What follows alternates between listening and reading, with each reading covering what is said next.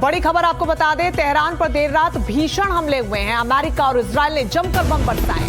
Tehran के रिहायशी इलाकों में धमाकों की आवाजें सुनाई दी हैं। तेहरान के वो कई इलाके जहां पर धमाकों की आवाजें सुनाई दी, एक के बाद एक धमाके हुए। इजराइल और अमेरिका लगातार हमले कर रहे हैं और तेहरान को फिलहाल निशाना बनाया गया है। तो तस्वीरें इस वक्त आपको दिखा रहे हैं कि कैसे अब तक जिस बात का जिक्र किया जा रहा था कि सिविलियंस को कम से कम रडार पे नहीं लेना है, रिहायशी इलाकों में इस तरीके की तस्वीरें नहीं देखने को मिलेंगी, लेकिन अब जो तस्वीरें सामने आ रही हैं उसमें देखिए कैसे रिहायशी इलाकों में धमाकों की आवाज साफ तौर पर आपको नजर आएगी। तो महायुद्ध के छठे दिन तबाही हर ओर साफ तौर पर नजर आ रही है। ये देर रात की तस्वीरें जहां पर तेहरान में भीषण हमले, अमेरिका इजरायल ने जमकर यहां पर बम बरसाए हैं। हालांकि ईरान इस बात को साफ कर चुका है कि किसी भी तरीके से वो झुकने को तैयार नहीं है और इस बात की तस्दीक वो बड़ी तस्वीरें कर रही हैं जो लगातार ईरान द्वारा हमले को लेकर गवाही दे रही हैं कि कैसे चाहे दुबई का शहर हो, वहां पर किस तरीके से तबाही मचाई है, इमारतें हो, अमेरिकी सैनिकों को मारना हो या फिर लगातार मिसाइल या ड्रोन अटैक करना है,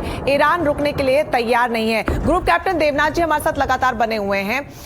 ग्रुप कैप्टन, जिस तरीके से ईरान रुक नहीं रहा है, हमले लगातार कर रहा है, बड़ा सवाल यह बना हुआ है कि कितना लंबा भी युद्ध खिंच पाएगा, क्योंकि मिसाइलें बनाकर, ड्रोन बनाकर क्या वो युद्ध कर सकता है या जखीरा खत्म होगा उसके बाद मुश्किलें ईरान के लिए हो सकती हैं? जी हाँ, ईरान की मुश्किलें बढ़ रही है। ये तो जग जाहिर है कि ईरान के पास जितनी मिसाइलें हैं, रॉकेट्स हैं, वो तो लिमिटेड नंबर है। हर रोज ईरान करीबन 200 रॉकेट्स और मिसाइल्स फायर कर रहा है।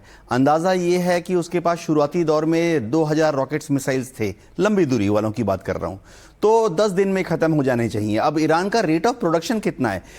इंटेलिजेंस सूत्र बता रहे हैं कि ईरान हर महीने पहले 10 रॉकेट्स और मिसाइल्स बनाता था, लंबी दूरी वाले, और अब जब से युद्ध शुरू हुआ है वह 3 शिफ्ट में काम कर रहा है, लेकिन फिर भी एक महीने में ईरान 30 से ज़्यादा रॉकेट्स मिसाइल्स नहीं बना पाएगा।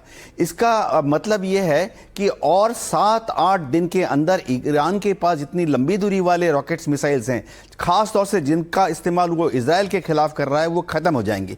ये समझना पड़ेगा कि अमेरिका की कोशिश क्या है।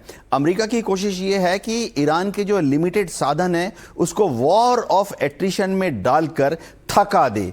अमेरिका को और इजराइल को मालूम है कि ईरान के सीमित रिसोर्सेज को छोटे छोटे हमले कर कर रोज खर्च करना है, ताकि आज से 7-8 दिन के बाद ईरान के रॉकेट्स, मिसाइल्स, ड्रोन्स खत्म हो जाएंगे। जी बिल्कुल सही है सर। लेकिन मेजर जनरल ए.के. सिवाज साहब भी जुड़ गए हमारे साथ, रक्षा विशेषज्ञ। बहुत स्वागत है सर आपका भी। सिवाज सर, एक बड़ी बात यह है कि अब एक के बाद एक जो हमले हो रहे हैं उसमें आप देखिए कि कल श्रीलंका में युद्धपोत को डुबो दिया गया, उसमें तमाम लोग मारे गए हैं, घायल हैं। तो ये जो युद्ध का दायरा है ये अब ईरान से निकलकर कहां तक फैल गया है? हाँ बिल्कुल, देखो एक बात तो माननी पड़ेगी, जो श्रीलंका के कोस्ट के साथ जो कि इंडियन ओशन के अंदर एक शिप को डुबोया गया है, मुझे लगता है ये भारत के लिए चिंता का विषय है, क्योंकि ये जो शिप थी ये भारत के अभी जो हमारी एक्साइज थी उसके लिए गेस्ट थी और फिर ये जा रही थी और इसको डुबो दिया गया अमेरिकन की सबमरीन के द्वारा।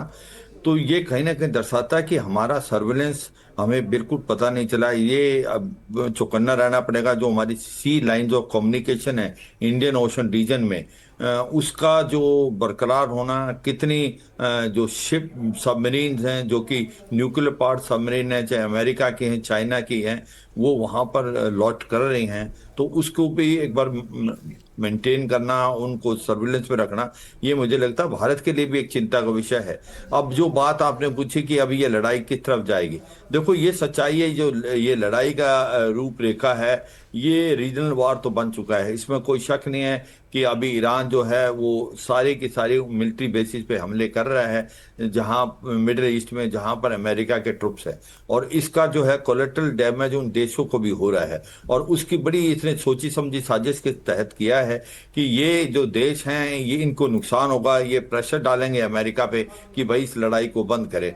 दूसरा इंपॉर्टेंट चीज है कि यहाँ से स्टेट ऑफ हार्मोज को भी बंद कर दिया है, जहाँ 20% ऑयल जाता है पूरे वर्ल्ड का, और इससे पूरे वर्ल्ड की इकोनॉमी डिगमगाएगी। भारत भी वहां से कम 40 से 50% का ऑयल वहां से देता है। ये भी उसने जो कार्रवाई की ईरान ने। मगर ईरान की 2 प्लस पॉइंट हैं, 2 उसकी वल्नरेबिलिटी। प्लस पॉइंट क्या है, उसके पास जखीरा है मिसाइल और रॉकेट्स का, वो कुछ दिन तक रह सकता है, ये मैं बात बिल्कुल, ये मानता हूं। तमाम समस्याएं सिवाज साहब जो सामने आ रही हैं, तेल को लेकर समस्या हो और तेल महंगा हो, कच्चा तेल महंगा होने की वजह से जो उसके डेरिवेटिव्स हैं, जो उसके बाय प्रोडक्ट्स हैं, उसको लेकर भी समस्या अब दुनिया भर में उसकी झलक जो है वो देखने को मिल रही है।